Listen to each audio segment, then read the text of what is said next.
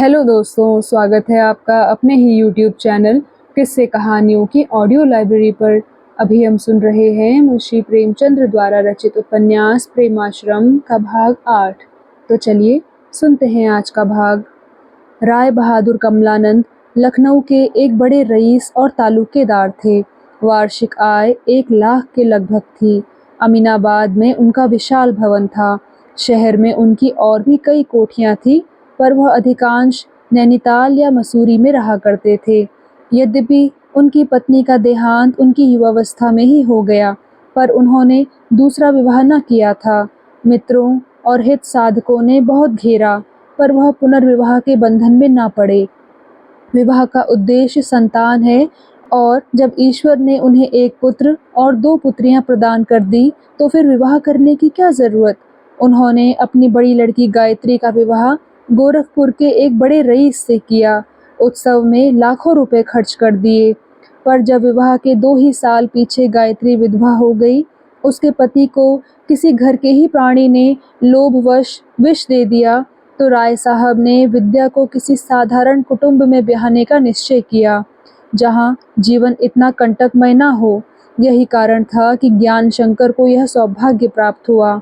स्वर्गीय बाबू रामानंद अभी तक कुंवारे ही थे। उनकी अवस्था 20 वर्ष से अधिक हो गई थी, पर राय साहब उनका विवाह करने को कभी उत्सुक न हुए। वह उनके मानसिक तथा शारीरिक विकास में कोई कृत्रिम बाधा न डालना चाहते थे। पर शोक, रामानंद घुड़दौड़ में सम्मिलित होने के लिए पूना गए हुए थे। वहां घोड़े पर से गिर पड़े। मर्म स्थानों पर कड़ी चोट आ गई। लखनऊ पहुंचने के 2 ही दिन बाद उनका प्राणांत हो गया। राय साहब की सारी सदकल्पनाएं विनष्ट हो गई। आशाओं का दीपक बुझ गया। किंतु राय साहब उन प्राणियों में न थे जो शोक संताप के ग्रास बन जाते हैं। इसे विराग कहिए, चाहे प्रेम शिथिलता या चित्त की स्थिरता। 2 ही 4 दिनों में उनका पुत्र शोक जीवन की अविश्रांत कर्मधारा में विलीन हो गया। राय साहब बड़े रसिक पुरुष थे। घुड़दौड़ और शिकार, सरोद और सितार से उन्हें समान प्रेम था। साहित्य और राजनीति के भी ज्ञाता थे। अवस्था 60 वर्ष के लगभग थी, पर इन विषयों में उनका उत्साह लेशमात्र भी क्षीण न हुआ। अस्तबल में 10-12 चुने हुए घोड़े थे। विविध प्रकार की कई बग्घियां, 2 मोटर कार, 2 हाथी, दर्जनों कुत्ते पाल रखे थे। इनके अतिरिक्त बाज, शिकारे आदि शिकारी चिड़ियों की एक हवाई सेना भी थी। उनके दीवान खाने में अस्त्र शस्त्र की श्रृंखला देखकर जान पड़ता था मानो शस्त्रालय है। घुड़दौड़ में वह अच्छे अच्छे सहसवारों से पाला मारते थे। शिकार में उनके निशाने अचूक पड़ते थे। पोलो के मैदान में उनकी चपलता और हाथ की सफाई देखकर आश्चर्य होता था। श्रव्य कलाओं में भी वह इससे कम प्रवीण न थे। शाम को जब वह सितार लेकर बैठते, तो उनकी सिद्धि पर अच्छे अच्छे उस्ताद भी चकित हो जाते थे। उनके स्वर में अलौकिक माधुर्य था। वे संगीत के सूक्ष्म तत्वों के वेत्ता थे। उनके ध्रुपद की आलाप सुनकर बड़े बड़े कलावंत भी सिर धुनने लगते थे। काव्य कला में भी उनकी कुशलता और मार्मिकता कवियों को लज्जित कर देती थी। उनकी रचनाएं अच्छे अच्छे कवियों से टक्कर लेती थी। संस्कृत, फारसी, हिंदी, उर्दू, अंग्रेजी सभी भाषाओं के वे पंडित थे। स्मरण शक्ति विलक्षण थी। कविजनों के सहस्त्रों शेर, दोहे, कवित्त, पद्य कंठस्थ थे, और बातचीत में वह उनका बड़ी सुरुचि से उपयोग करते थे। इसलिए उनकी बातें सुनने में लोगों को आनंद मिलता था। इधर 10-12 वर्षों से राजनीति में भी प्रविष्ट हो गए थे। कौंसिल भवन में उनका स्थान प्रथम श्रेणी में था। उनकी राय सदैव निर्भीक होती थी। वह अवसर या समय के भक्त न थे। राष्ट्र या शासन के दास न बनकर सर्वदा अपनी विचार शक्ति से काम लेते थे। इसी कारण कौंसिल में उनकी बड़ी शान थी। यद्यपि वह बहुत कम बोलते थे, और राजनीति भवन से बाहर उनकी आवाज़ कभी न सुनाई देती थी, किंतु जब बोलते थे तो अच्छे ही बोलते थे। ज्ञान शंकर को उनके बुद्धि चमत्कार और शान विस्तार पर अचंभा होता था। यदि आंखों देखी बात न होती, तो किसी एक व्यक्ति में इतने गुणों की चर्चा सुनकर उन्हें विश्वास न होता। इस सत्संग से उनकी आंखें खुल गई। उन्हें अपनी योग्यता और चतुरता पर बड़ा गर्व था। इन सिद्धियों ने उन्हें चूर-चूर कर दिया। पहले 2 सप्ताह तक तो उन पर श्रद्धा का एक नशा छाया रहा। राय साहब जो कुछ कहते, वह सब उन्हें प्रामाणिक जान पड़ता था। पग-पग पर, बात-बात में उन्हें अपनी त्रुटियां दिखाई देती और लज्जित होना पड़ता। यहाँ तक कि साहित्य और दर्शन में भी जो उनके मुख्य विषय थे, राय साहब के विचारों पर मनन करने के लिए उन्हें बहुत कुछ सामग्री मिल जाती थी। सबसे कुतूहल की बात तो यह थी कि ऐसे दारुण शोक के बोझ के नीचे राय साहब कैसे सीधे रह सकते थे। उनके विलास उपवन पर इस दुस्सह झोंके का जरा भी असर न दिखाई देता था। किंतु शनैः-शनैः ज्ञान शंकर को राय साहब की इस बहुज्ञता से अश्रद्धा होने लगी। आठों पहर अपनी हीनता का अनुभव असह्य था। उनके विचार में अब राय साहब का इन आमोद-प्रमोद विषयों में लिप्त रहना शोभा नहीं देता था। यावत जीवन विलासिता में लीन रहने के बाद अब उन्हें विरक्त हो जाना चाहिए था। इस आमोद लिप्सा की भी कोई सीमा है। इसे सजीवता नहीं कह सकते, यह निश्चलता नहीं, इसे धैर्य कहना ही उपयुक्त है। धैर्य कभी सजीवता और वासना का रूप नहीं धारण करता। वह हृदय पर विरक्ति, उदासीनता और मलिनता का रंग फेर देता है। वह केवल हृदयदाह है, जिससे आंसू तक सूख जाता है। वह शोक की अंतिम अवस्था है। कोई योगी, सिद्ध महात्मा भी जवान बेटे का दाग दिल पर रखते हुए इतना अविचलित नहीं रह सकता। यह नग्न इंद्रियोपासना है। अहंकार ने महात्मा का दमन कर दिया। ममत्व ने हृदय के कोमल भावों का सर्वनाश कर दिया है। ज्ञान शंकर को अब राय साहब की एक-एक बात में क्षुद्र विलासिता की झलक दिखाई देती है। वह उनके प्रत्येक व्यवहार को तीव्र समालोचना की दृष्टि से देखते, परंतु 1 महीना गुजर जाने पर भी ज्ञान शंकर ने कभी बनारस जाने की इच्छा नहीं प्रकट की। यद्यपि विद्यावती का उनके साथ जाने पर राजी न होना उनके यहाँ पड़े रहने का अच्छा बहाना था, पर वास्तव में इसका एक दूसरा ही कारण था, जिसे अंतःकरण में भी व्यक्त करने का उन्हें साहस न होता था। गायत्री के कोमल भाव और मृदुल रसमयी बातों का उनके चित्त पर आकर्षण होने लगा था। उसका विकसित लावण्यमय सौंदर्य अज्ञात रूप से उनके हृदय को खींचता जाता था और वह पतंग की भांति परिणाम से बेखबर इस दीपक की ओर बढ़ते चले जाते थे। उन्हें गायत्री प्रेमाकांक्षा और प्रेमानुरोध की मूर्ति दिखाई देती थी और यह भ्रम उनकी लालसा को और भी उत्तेजित करता रहता था। घर में किसी बड़ी बूढ़ी स्त्री के न होने के कारण उनका आदर सत्कार गायत्री ही करती थी और ऐसे स्नेह और अनुराग के साथ कि ज्ञान शंकर को इसमें प्रेमादेश का रसमय आनंद मिलता था। सुखद कल्पनाएं मनोहर रूप धारण करके उनकी दृष्टि के सामने नृत्य करने लगती थी। उन्हें अपना जीवन कभी इतना सुखमय न मालूम हुआ था। हृदय सागर में कभी ऐसी प्रबल तरंगे न उठी थी। उनका मन केवल प्रेम वासनाओं का आनंद न उठाता था, वह गायत्री की अतुल संपत्ति का भी सुख भोग करता था। उनकी भावी उन्नति का भवन निर्माण हो चुका था। यदि वह इस उद्यान से सुसज्जित हो जाएं, तो उसकी शोभा कितनी अपूर्व होगी, उसका दृश्य कितना विस्तृत, कितना मनोहर होगा। ज्ञान शंकर की दृष्टि में आत्म संयम का महत्व बहुत कम था। उनका विचार था कि संयम और नियम मानव चरित्र के स्वाभाविक विकास में बाधक हैं। वही पौधा सघन वृक्ष हो सकता था जो समीर और लू, वर्षा और पाले में समान रूप से खड़ा रहे।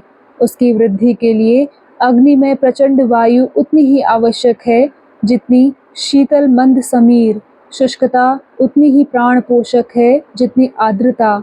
चरित्रोन्नति के लिए भी विविध प्रकार की परिस्थितियां अनिवार्य है। दरिद्रता को काला नाग क्यों समझे? चरित्र संगठन के लिए यह संपत्ति से कहीं महत्वपूर्ण है। यह मनुष्य में दृढ़ता और संकल्प, दया और सहानुभूति के भाव उदय करती है। प्रत्येक अनुभव चरित्र के किसी न किसी अंग की पुष्टि करता है। यह प्राकृतिक नियम है। इसमें कृत्रिम बाधाओं के डालने से चरित्र विषम हो जाता है। यहाँ तक कि क्रोध और ईर्ष्या, असत्य और कपट में भी बहुमूल्य शिक्षा के अंकुर छिपे रहते हैं। जब तक सितार का प्रत्येक तार चोट ना खाए, सुरीली ध्वनि नहीं निकल सकती। मनोवृत्तियों को रोकना ईश्वरीय नियमों में हस्तक्षेप करना है। इच्छाओं का दमन करना आत्महत्या के समान है। इससे चरित्र संकुचित हो जाता है। बंधनों के दिन अब नहीं रहे। यह अबाध, उदार, विराट उन्नति का समय है। त्याग और बहिष्कार उस समय के लिए उपयुक्त था जब लोग संसार को असार, स्वप्नवत समझते थे। यह सांसारिक उन्नति का काल है। धर्माधर्म का विचार संकीर्णता का द्योतक है।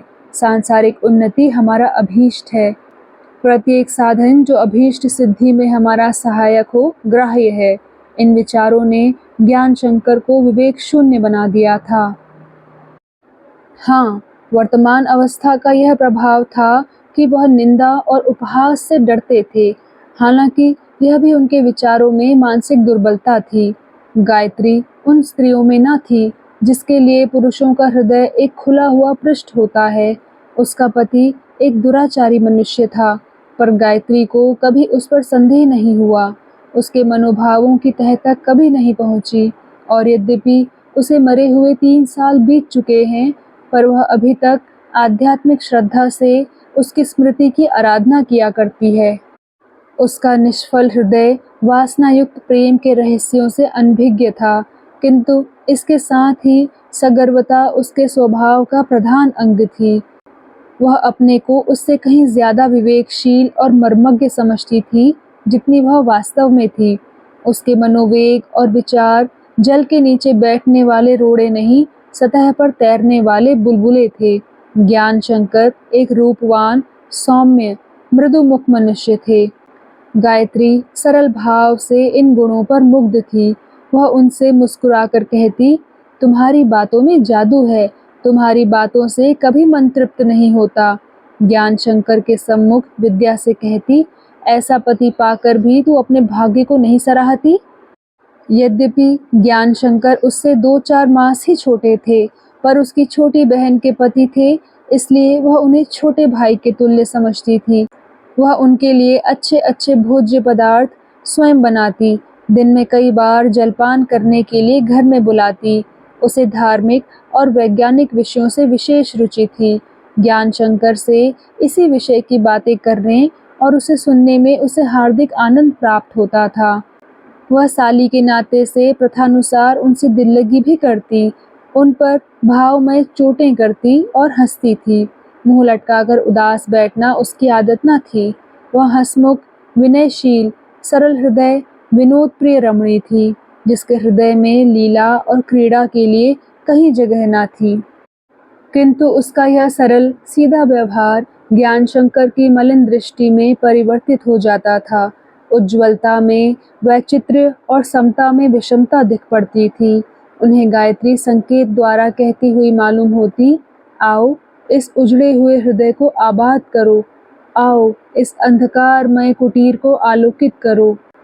इस प्रेमाह्वान का अनादर करना उनके लिए असाध्य था, परंतु स्वयं उनके हृदय ने गायत्री को यह निमंत्रण नहीं दिया, कभी अपना प्रेम उस पर अर्पण नहीं किया। उन्हें बहुधा क्लब में देर हो जाती, ताश की बाजी अधूरी न छोड़ सकते थे। कभी सैर सपाटे में विलंब हो जाता, किंतु वह स्वयं विकल न होते, यही सोचते कि गायत्री विकल हो रही होगी। अग्नि गायत्री के हृदय में जलती थी, उन्हें केवल उसमें हाथ सेंकना था। उन्हें इस प्रयास में वही उल्लास होता था जो किसी शिकारी को शिकार में, किसी खिलाड़ी को बाजी की जीत में होता था। वह प्रेम न था, वशीकरण की इच्छा थी। इस इच्छा और प्रेम में बड़ा भेद है। इच्छा अपनी ओर खींचती है, प्रेम स्वयं खिंच जाता है। इच्छा में ममत्व है, प्रेम में आत्मसमर्पण। ज्ञान शंकर के हृदय स्थल में यही वशीकरण चेष्टा किलोलें कर रही थी। गायत्री भोली सही, अज्ञान सही, पर शनै शनै उसे ज्ञान शंकर से लगाव होता जाता था। यदि कोई भूल कर भी विष खा ले तो उसका असर क्या कुछ कम होगा? ज्ञानशंकर को बाहर से आने में देर होती तो उसे बेचैनी होने लगती, किसी काम में जी नहीं लगता। वह अटारी पर चढ़कर उनकी बाट जोहती। वह पहले विद्यावती के सामने हंस-हंस कर उनसे बातें करती थी। कभी उनसे अकेले भेंट हो जाती तो उसे कोई बात ही ना सूझती थी। अब वह अवस्था न थी। उसकी बात अब एकांत की खोज में रहती। विद्या की उपस्थिति उन दोनों को मौन बना देती थी। अब वह केवल वैज्ञानिक तथा धार्मिक चर्चाओं पर आबद्ध न होते, बहुधा स्त्री पुरुष के पारस्परिक संबंध की मीमांसा किया करते। और कभी-कभी ऐसे मार्मिक प्रसंगों का सामना करना पड़ता कि गायत्री लज्जा से सिर झुका लेती। एक दिन संध्या समय गायत्री बगीचे में आराम कुर्सी पर लेटी हुई एक पत्र पढ़ रही थी, जो अभी डाक से आया था। यद्यपि लू का चलना बंद हो गया था, पर गर्मी के मारे बुरा हाल था। प्रत्येक वस्तु से ज्वाला सी निकल रही थी। वह पत्र को उठाती थी और फिर गर्मी से विकल होकर रख देती थी। अंत में उसने एक परिचारिका को पंखा झलने के लिए बुलाया और अब पत्र को पढ़ने लगी। उसके मुख्तार आम ने लिखा था, सरकार यहाँ जल्द आए। यहाँ कई मामले आ पड़े हैं जो आपके अनुमति के बिना तय नहीं हो सकते। हरिहरपुर के इलाके में बिल्कुल वर्षा नहीं हुई, यह आपको ज्ञात ही है। अब वहाँ के असामियों से लगान वसूल करना अत्यंत कठिन हो रहा है। वह 16 आने छूट की प्रार्थना करते हैं। मैंने जिलाधीश से इस विषय में अनुरोध किया, पर उसका कुछ फल न हुआ। वह अवश्य छूट कर देंगे। यदि आप आकर स्वयं जिलाधीश से मिलें तो शायद सफलता हो। यदि श्रीमान राय साहब यहाँ पधारने का कष्ट उठाएं तो निश्चय ही उनका प्रभाव कठिन को सुगम कर दे। असामियों के इस आंदोलन से हलचल मची हुई है। शंका है कि छूट न हुई तो उत्पात होने लगेगा। इसलिए आपका जिलाधीश से साक्षात करना परमावश्यक है। गायत्री सोचने लगी, यह जमींदारी क्या है, जी का जंजाल है। महीने में आध महीने के लिए भी कहीं जाए तो हाय हाय से होने लगती है। असामियों में यह धुन न जाने कैसे समा गई कि जहाँ देखो वहीं उपद्रव करने पर तत्पर दिखाई देते हैं। सरकार को इन पर कड़ा हाथ रखना चाहिए। जरा भी शह मिली और यह काबू से बाहर हुए। अगर इस इलाके में असामियों की छूट हो गई तो मेरा 20-25 हजार का नुकसान हो जाएगा। इसी तरह और इलाकों में भी उपद्रव के डर से छूट हो जाए तो मैं तो कहीं की ना रहूं। कुछ वसूल ना होगा तो मेरा खर्च कैसे चलेगा।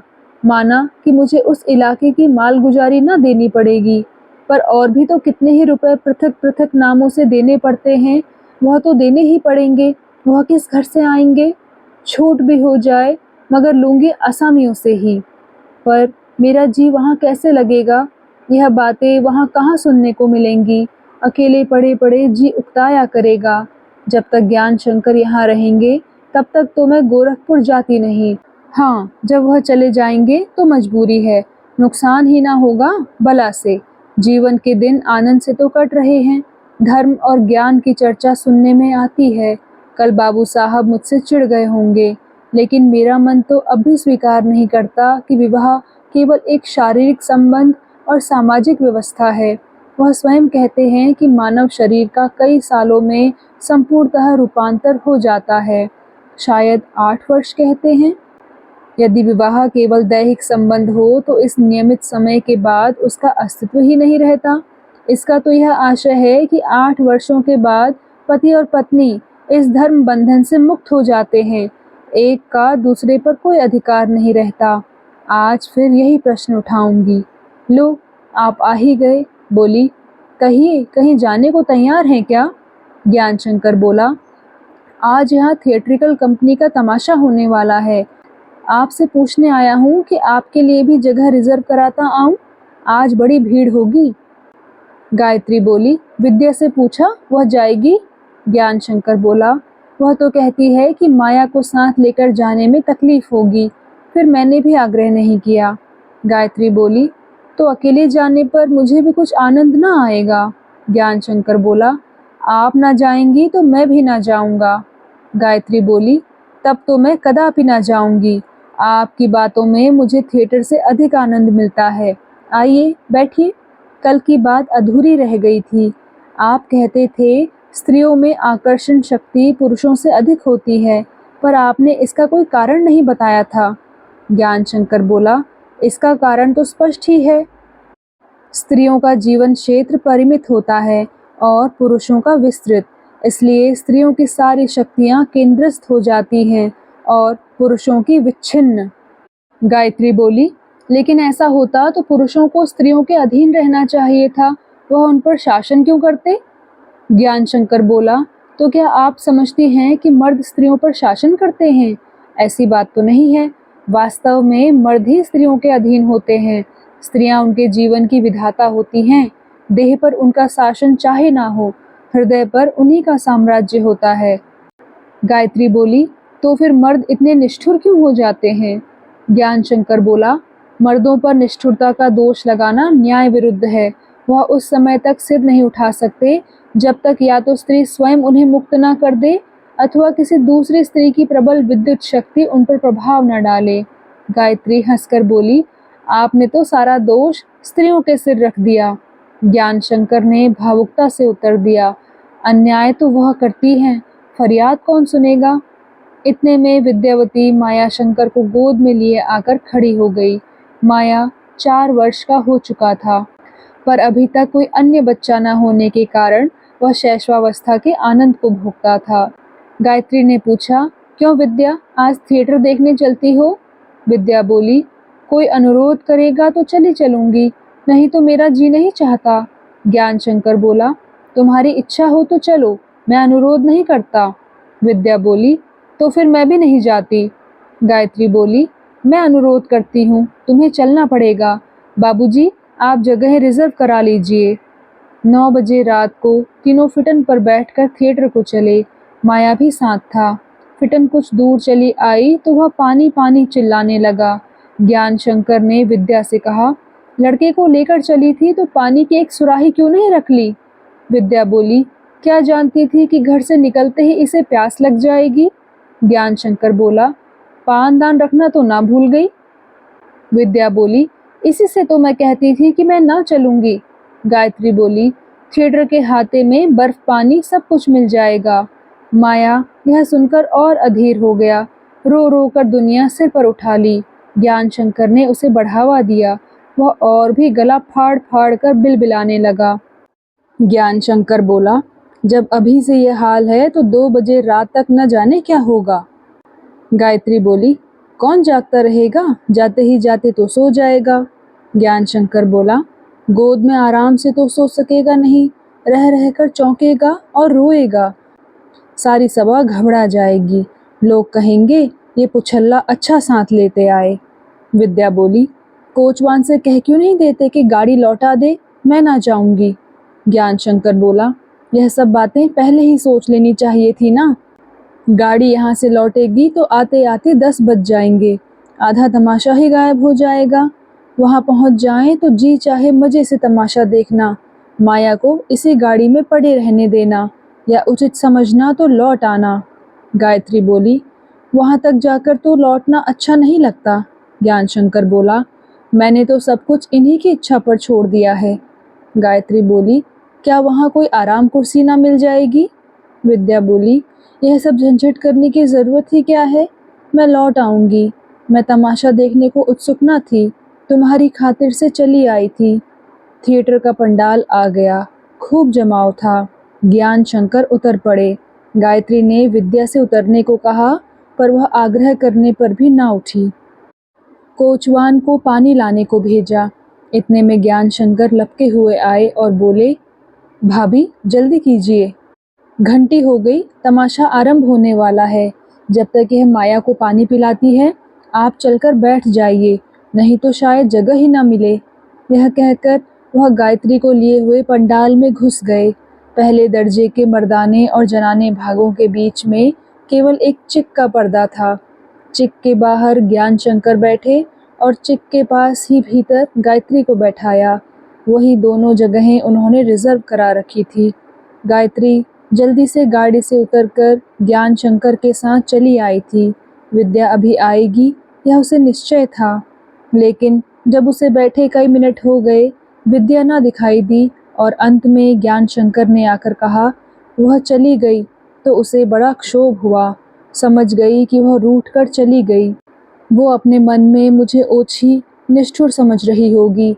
मुझे भी उसी के साथ लौट जाना चाहिए था।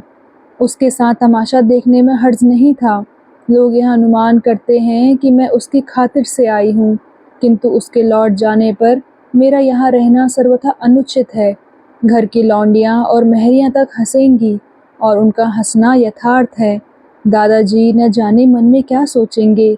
मेरे लिए अब तीर्थ यात्रा, गंगा स्नान, पूजा पाठ, दान और व्रत है। यह विहार विलास सुहागिन के लिए है। मुझे अवश्य लौट जाना चाहिए, लेकिन बाबूजी से इतना जल्द लौटने को कहूँगी तो वह मुझ पर अवश्य झुँझलाएंगे, पछताएंगे कि नाहक इसके साथ आया। बुरी फंसी। कुछ देर यहाँ बैठे बिना अब किसी तरह छुटकारा ना मिलेगा, यह निश्चय करके वह बैठी। लेकिन जब अपने आगे पीछे दृष्टि पड़ी तो उसे एक पल भी बैठना दुस्तर जान पड़ा। समस्त जनाना भाग वेश्याओं से भरा हुआ था। एक से एक सुंदर, एक से एक रंगीन, चारों ओर से खस और मेहंदी की लपटें आ रही थी। उनका आभूषण और श्रृंगार, उनका ठाट बाट, उनके हाव भाव, उनकी मंद मुस्कान, सब गायत्री को घृणोत्पादक प्रतीत हो रही थी। उसे भी अपने रूप लावण्य पर घमंड था, पर इस सौंदर्य सरोवर में वह एक जलकण के समान विलीन हो गई थी। अपनी तुच्छता का ज्ञान उसे और भी व्यस्त करने लगा। यह कुलटाएं कितनी ढीठ, कितनी निर्लज्ज हैं। इसकी शिकायत नहीं कि इन्होंने क्यों ऐसे पापमय, ऐसे नारकीय पथ पर पग रखा। यह अपने पूर्व कर्मों का फल है। दुरावस्था जो ना कराए थोड़ा। लेकिन यह अभिमान क्यों? ये इठलाती किस बिरते पर है? मालूम होता है सब की सब नवाबजादियां हों। इन्हें तो शर्म से सिर झुकाए रहना चाहिए था। इनके रोम रोम से दीनता और लज्जा टपकनी चाहिए थी। पर यह ऐसी प्रसन्न है मानो संसार में इनसे सुखी और कोई है ही नहीं। पाप एक करुणाजनक वस्तु है, मानवीय विवशता का द्योतक है।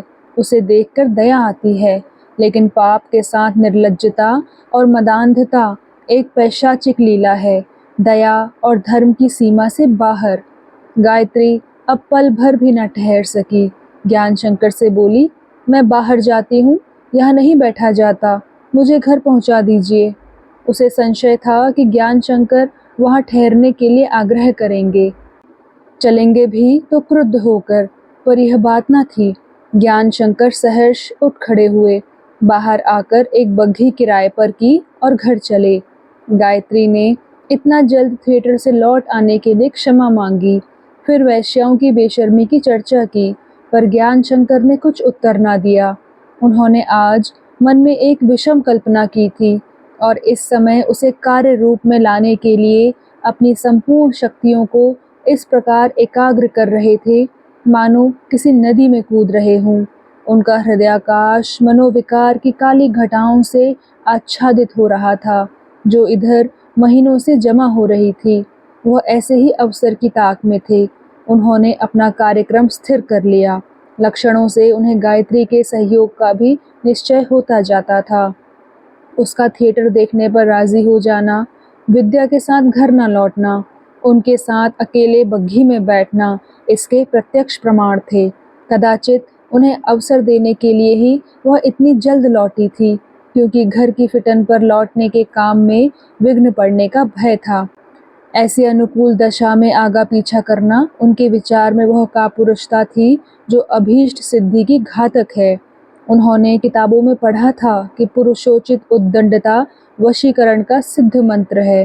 तत्क्षण उनकी विकृत चेष्टा प्रज्वलित हो गई, आंखों से ज्वाला निकलने लगी, रक्त खौलने लगा, सांस वेग से चलने लगी। उन्होंने अपने घुटने से गायत्री की जांघ में एक ठोका दिया। गायत्री ने तुरंत पैर समेट लिए। उसे कुचेष्टा की लेश मात्र भी शंका न हुई, किंतु एक क्षण के बाद ज्ञान शंकर ने अपने जलते हुए हाथ से उसकी कलाई पकड़कर धीरे से दबा दी। गायत्री ने चौंक कर हाथ खींच लिया, मानो किसी विषधर ने काट खाया हो, और भयभीत नेत्रों से ज्ञान शंकर को देखा। सड़क पर बिजली की लालटेनें जल रही थी। उनके प्रकाश में ज्ञान शंकर के चेहरे पर एक संतप्त उग्रता एक प्रदीप दुस्साहस दिखाई दिया। उसका चित्त अस्थिर हो गया, आंखों में अंधेरा छा गया, सारी देह पसीने से तर हो गई। उसने कातर नेत्रों से बाहर की ओर झांका। समझना पड़ा कि कहाँ हूँ, कब घर पहुँचूंगी। निर्बल क्रोध की एक लहर नसों में दौड़ गई और आंखों से बह निकली। उसे फिर ज्ञान शंकर की ओर ताकने का साहस न हुआ। उनसे कुछ कह न सकी। उसका क्रोध भी शांत हो गया। वह संज्ञा शून्य हो गई। सारे मनोवेग शिथिल पड़ गए। केवल आत्मवेदना का ज्ञान आरे के समान हृदय को चीर रहा था। उसकी वह वस्तु लुट गई जो उसे जान से भी अधिक प्रिय थी, जो उसके मान की रक्षक, उसके आत्मगौरव की पोषक, धैर्य का आधार और उसके जीवन का अवलंब थी। उसका जी डूबा जाता था। सहसा उसे जान पड़ा कि अब मैं किसी को मुंह दिखाने के योग्य नहीं रही। अब तक उसका ध्यान अपने अपमान के इस बाह्य स्वरूप की ओर नहीं गया था। अब उसे ज्ञात हुआ कि यह केवल मेरा आत्मिक पतन ही नहीं है, उसने मेरी आत्मा को कलुषित नहीं किया, वरन मेरी बाह्य प्रतिष्ठा का भी सर्वनाश कर दिया। इस अवगति ने उसके डूबते हुए हृदय को थाम लिया।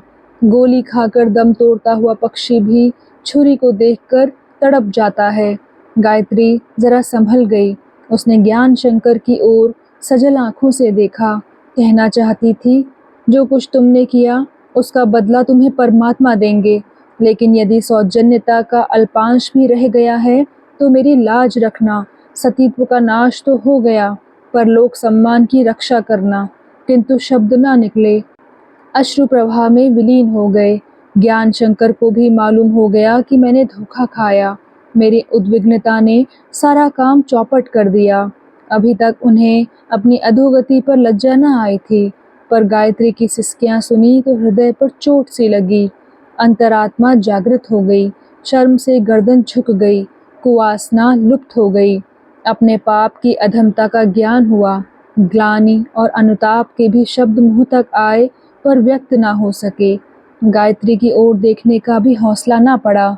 अपनी मलिनता और दुष्टता अपनी ही दृष्टि में ही मालूम होने लगी। हाँ, मैं कैसा दुरात्मा हूँ। मेरे विवेक, ज्ञान और सद्विचार ने आत्महिंसा के सामने सिर झुका दिया। मेरी उच्च शिक्षा और उच्चादर्श का यही परिणाम होना था। अपने नैतिक पतन के ज्ञान ने आत्मवेदना का संचार कर दिया। उनकी आंखों से आंसू की धारा प्रवाहित हो गई। दोनों प्राणी खिड़कियों से सिर निकाले रोते रहे, यहाँ तक कि गाड़ी घर पर पहुंच गई। तो दोस्तों, कैसा लगा आपको आज का भाग? कृपया कमेंट सेक्शन में आकर ज़रूर बताइएगा। और अगर आपने अभी तक इस चैनल को सब्सक्राइब नहीं किया है तो कृपया सब्सक्राइब भी ज़रूर कर लीजिएगा। मैं मिलती हूँ आपसे इसी कहानी के अगले भाग के साथ। तब तक के लिए धन्यवाद।